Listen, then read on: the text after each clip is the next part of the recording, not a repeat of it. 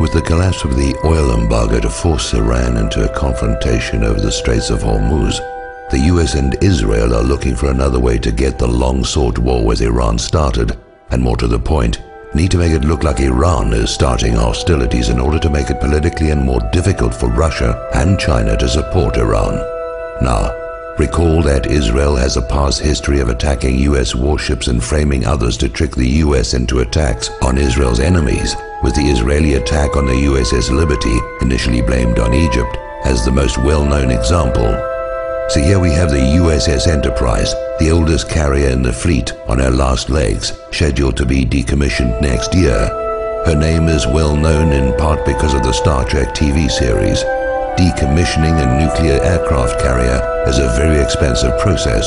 USS Enterprise is powered by 8 nuclear reactors, all of which must be disposed of as nuclear waste material along with all the associated machinery. The US Navy would save a great deal of money, more than the scrap worth of the steel, if USS Enterprise were to be sunk in the Persian Gulf, where the radioactive mess is someone else's problem to deal with. So why send an ancient warship at the end of a useful life into harm's way?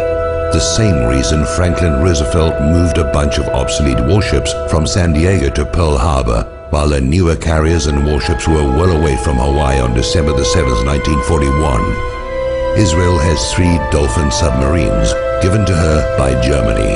They have been seen transiting the Suez Canal in the past and could well be operating in the Gulf of Oman, even the Persian Gulf by now, lying in wait for a used-up and obsolete warship, more useful as a sacrificial lamb than an actual weapon, a ship with American sailors to be attacked as Israel attacked the USS Liberty, then to be blamed on the designated target, Iran, by a compliant media.